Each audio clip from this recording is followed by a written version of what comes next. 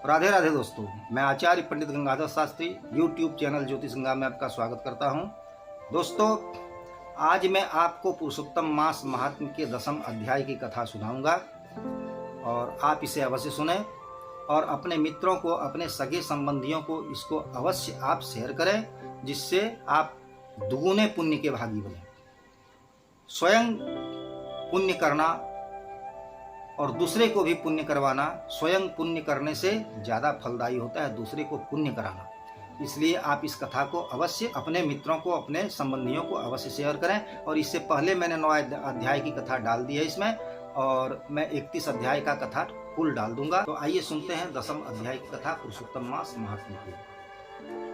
यं प्रव्रजन्तमनुपेतमपेतकृत्यं द्वैपायनो विरह कातरया जुहाव पुत्रेति तन्मयतया तरवोऽभिनेदुः तं सर्वभूतहृदयं मुनिमानतोऽस्मि। कृष्णाय वासुदेवाय हरये परमात्मने प्रणतक्लेशनाशाय गोविन्दाय नमो नमः। जय जय श्री राधारमण, जय जय नवल किशोर, जय गोपी चितचोर प्रभु, जय जय माखन चोर। अज्ञानतिमिरान्धस्य ज्ञानाञ्जनशलाकया चक्षुरुन्मीलितं येन तस्मै श्रीगुरवे नमः। तप्त कांचन गौरांगी श्रीराधे वृंदावनेश्वरी वृषभानुसुते देवी प्रणमामि हरि प्रिये। बोलिए श्री कृष्णचंद्र भगवान की जय, वृंदावन बिहारी लाल की जय, पुरुषोत्तम भगवान की जय। कथा 10वाध्याय। नारद उवाच किं विचार्य बृहद्धामा परमः कोपनो मुनि अब्रवीदृशी कन्यां तां तन्मे ब्रूहीतपो निधे।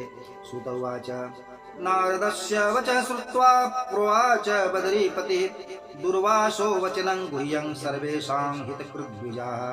श्रीनारायण उवाच शृणु नारद वक्ष्येऽहं यदुक्तं मुनिनां तदा मेधावी तनया दुःखमपनेतुं कृपालुना। दुर्वासा उवाच शृणु सुन्दरी वक्ष्यामि गुह्याद् गुह्यतरं महत् आख्येयं नैव कस्यापि त्वदर्थं तु विचारितम्। नारद जी ने पूछा कि हे तपस्वी श्रेष्ठ, अत्यंत क्रोधी महर्षि दुर्वासा ने विचार करके उस कन्या को क्या सुझाव दिया, सो आप मुझसे बताइए। सूत जी बोले कि हे ऋषियों, नारद जी का प्रश्न सुनकर समस्त समाज के कल्याणकारक दुर्वासा मुनि रहस्यपूर्ण वचनों का बद्री नारायण ने उद्घाटन किया। श्री नारायण कहने लगे कि हे नारद, मेधावी ऋषि की कुमारी कन्या के क्लेश को दूर करने के निमित्त दया सागर दुर्वासा मुनि ने जो उपाय बतलाया उसे हम कहते हैं, आप सुनिए। दुर्वासा ने कहा कि हे सुंदरी, गुप्त से भी गुप्त एक महान उपाय है जिसे मैं तुझसे कह रहा हूँ, सुनो। यह उपाय किसी को बतलाने योग्य नहीं है, परंतु तुम्हारे लिए तो मैंने इस पर भली भांति विचार कर लिया है। विस्तार पूर्वक न कहकर मैं तुमसे संक्षेप में ही बतला रहा हूँ। हे भाग्यशालिनी, इस महीने से तीसरा महीना जो आवेगा वह पुरुषोत्तम मास होगा। उस मास में तीर्थ में स्नान कर लेने से मनुष्य भ्रूण हत्या के पाप से भयमुक्त हो जाते हैं।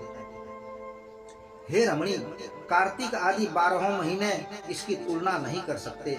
जितने मास, जितने पक्ष और जितने पर्व दिवस हैं, वे सब पुरुषोत्तम मास की 16वीं कला के बराबर भी नहीं है। वेदोक्त जितने साधन और भी जितने परम पद प्राप्ति के साधन हैं, वे भी पुरुषोत्तम मास की 16वीं कला के समान नहीं है। 12,000 वर्ष तक निरंतर गंगा स्नान करने से जो फल मिलते हैं और सिंहस्थ गुरु में गोदावरी नदी में एक बार स्नान करने से जो फल प्राप्त होता है, वही फल हे भामिनी पुरुषोत्तम मास में जहाँ कहीं भी एक बार भली भांति स्नान कर लेने से प्राप्त हो जाता है। यह मास श्री कृष्ण जी का अत्यंत प्यारा है और नाम से भी भगवान का स्मारक है। हे भामिनी, इस मास में भगवान पुरुषोत्तम की सेवा, आराधना, व्रत करने से सब कामनाएं पूरी हो जाती हैं। इसलिए तुम पुरुषोत्तम मास की आराधना शीघ्र ही आरंभ कर दो। भगवान पुरुषोत्तम की भांति प्रसन्नता पूर्वक मैंने भी इस मास की पूजा, आराधना, व्रत क्रियाएं की हैं और करता हूँ। एक समय की बात है कि कुपित होकर मैंने महाराज अम्बरीश को भस्म करने के लिए कृत्या राक्षसी भेजी थी। उस समय हे वरारोहे, भगवान हरि ने सुंदर अधर युक्त प्रज्वलित सुदर्शन चक्र मुझे ही भस्म करने के लिए मेरे पीछे भेजा था। तब मेरे पुरुषोत्तम मास के व्रत करने से वह सुदर्शन चक्र लौट गया। सुदर्शन चक्र में त्रैलोक्य को भस्म करने की शक्ति विद्यमान है। हे सुंदरी, जब उससे मेरा बाल बांका न हुआ तो मुझे बड़ा आश्चर्य हुआ। इसलिए है भाग्यशालिनी, तुम श्रीमान पुरुषोत्तम मास का व्रत पूजन आराधना करो, तुम्हारे दुर्भाग्य के दिन फिर जाएंगे। इस प्रकार ऋषि कन्या से अनुरोध करके मुनिराज दुर्वासा ने अपनी वार्ता की समाप्ति कर दी। इतनी कथा कहने के बाद भगवान श्री कृष्ण युधिष्ठिर से कहने लगे कि दुर्वासा ऋषि की बात सुनकर हे राजन, होनहार के वश और कुछ ईर्ष्यावश वह कन्या बोली। उसकी बुद्धि तो मारी गई थी, मन में तो कोप के कारण वह उबाल खा रही थी। फिर भी मुनिराज दुर्वासा से कहने लगी। मुनि कन्या बोली कि हे ब्राह्मण, हे ऋषिराज, आपने जो कहा वह मुझे रुचिकर नहीं प्रतीत होता है। क्या माघ आदि मास निहिसार हो गए? क्या कार्तिक मास का महात्म्य कम हो गया? आप ऐसा क्यों कहते हैं, इसे समझाकर कहिए। वैशाख मास में स्नान दान व्रत पूजन करने से क्या मनोवांछित फल नहीं मिलता है? सदाशिव से लेकर जितने देवता लोग हैं, क्या वे आराधना पूजा करने से फल नहीं देते? अथवा भूतल पर भगवान सूर्य हैं, जिनका प्रत्यक्ष दर्शन होता है, क्या वे कामना नहीं पूर्ण करते? जगत जननी भगवती देवी भवानी क्या मनोरथ पूरी नहीं करती?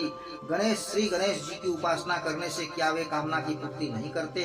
व्यतिपात आदि योगों और सर्व शिव जी आदि देवताओं का परित्याग करके पुरुषोत्तम मास की प्रशंसा करते हुए क्या आपको लज्जा नहीं आ रही है? अरे यह तो बड़ा मलिन मास है और समस्त शुभ कर्मों में निंदित है। हे मुनि, इसमें तो सूर्य की संक्रांति भी नहीं होती, तब फिर आप इसे श्रेष्ठ कैसे सिद्ध करते हैं? मैं मानती हूँ कि सब दुखों को काटने वाले श्री हरि भगवान परम श्रेष्ठ हैं। हे भूदेव, दिन रात भगवान की उपासना करते हुए जानकी रमण भगवान श्री राम और पार्वती वल्लभ शंकर के अतिरिक्त किसी अन्य को नहीं देखती, जो इनसे भी बढ़कर हो और जो मेरे क्लेश का विनाश करे। हे ब्राह्मण देवता, हे मुनीश्वर, फिर इन सब देवताओं को छोड़कर मैं कैसे इस मलमास की स्तुति पूजा आराधना करूं? जब उस ब्राह्मण कुमारी ने इस प्रकार की बात की तो दुर्वासा मुनि कुपित हो उठे। उनका शरीर प्रज्वलित हो उठा और उनकी आंखें क्रोध के मारे लाल हो उठी। इतना होने पर भी दयाद्र होकर अपनी मित्र कन्या को साथ नहीं दिया और मन ही मन सोचने लगे कि यह मूर्ख बालिका है और इसकी बुद्धि परिपक्व नहीं हुई है, अपने हित और अनहित को नहीं पहचानती। पुरुषोत्तम मास के महात्म्य का पता तो बड़े बड़े विद्वानों को भी नहीं है, फिर थोड़ी बुद्धि वाले मनुष्यों और विशेष करके कुमारी बालिकाओं को कहाँ से हो सकता है? फिर इसके माता पिता भी तो नहीं है। यह अनाथ बालिका तो कष्ट रूपी अग्नि में भून दी गई है, फिर मेरे अति भीषण साप को कैसे सहन करेगी? इस प्रकार सोचकर दया आ जाने के कारण मन में उबाल खाए हुए क्रोध को दबाकर शांत हो अति विकल हुई कन्या से मुनि कहने लगे। दुर्वासा मुनि बोले कि अरे अबोध बालिका, मेरे मित्र की कन्या, हाय, मैं तुम्हारे ऊपर क्रोध नहीं कर रहा हूँ। अरे अभागिन, तुम्हारे मन में जैसा आवे वैसा कर। अरे बेटी, तुम्हारा कुछ भविष्य बता रहा हूँ, उसे सुन ले। जो तुमने पुरुषोत्तम मास का अनादर किया उसका फल तुम्हें अवश्य मिलेगा, चाहे इस जन्म में मिले अथवा दूसरे जन्म में मिले। अब मैं नर नारायण के आश्रम बद्रीनाथ में धाम में जा रहा हूँ। अरे भाई विह्वला, तुम्हारे पिता मेरे मित्र थे, इसलिए मैंने तुम्हें श्राप नहीं दिया। तुम अल्हड़ स्वभाव के कारण अपना हित अनहित भला बुरा नहीं पहचान रही हो। यहाँ मेरा बहुत समय बीत गया, शुभ और अशुभ होनहार को कोई मिटा नहीं सकता। अब मैं जा रहा हूँ, तुम्हारा कल्याण हो। श्री कृष्ण जी बोले कि इतना कहकर तामस तपस्वी दुर्वासा तुरंत चल दिए। पुरुषोत्तम मास का अपमान करने के कारण उसी क्षण उस कन्या का मुंह स्याह हो गया। अनंतर चिरकाल तक मन में यह विचार किया कि तत्काल फल को देने वाले देवाधिदेव पार्वती पति शिव जी की तपस्या द्वारा आराधना करूंगी। श्री कृष्ण जी कहने लगे कि हे राजन युधिष्ठिर, मेधावी ऋषि की कन्या ने अपने मन में ऐसा निश्चय करके अपने आश्रम में ही रहकर भगवान शंकर की दुष्कर तपस्या करने का संकल्प किया। सुत जी ने कहा कि दुर्वासा मुनि के प्रचंड आग्रह को ठुकराकर समस्त फलों के दाता लक्ष्मी नारायण की उपासना का परित्याग कर सावित्रीपति ब्रह्मा की आराधना छोड़कर वह ऋषि कन्या अपने आश्रम में रहकर अंधकासुर का वध करने वाले भगवान शंकर जी की पूजा करने के लिए तत्पर हो गए। श्री बृहन्नारदी पुराणे पुरुषोत्तम मास महात्म्ये कुमारी शिवाराधनोद्योगे योगिरणाम दशमः। प्रेम से बोलिए श्री कृष्णचंद्र भगवान की जय, वृंदावन बिहारी लाल की जय, पुरुषोत्तम भगवान की जय। अब आगे की कथा भी मैं इसमें अपलोड कर दूंगा। अर्थात एकादश अध्याय की कथा पुरुषोत्तम मास महात्मा। आप इसे प्रत्येक कथा को अवश्य सुने और पुण्य के भागी बने। राधे राधे दोस्तों।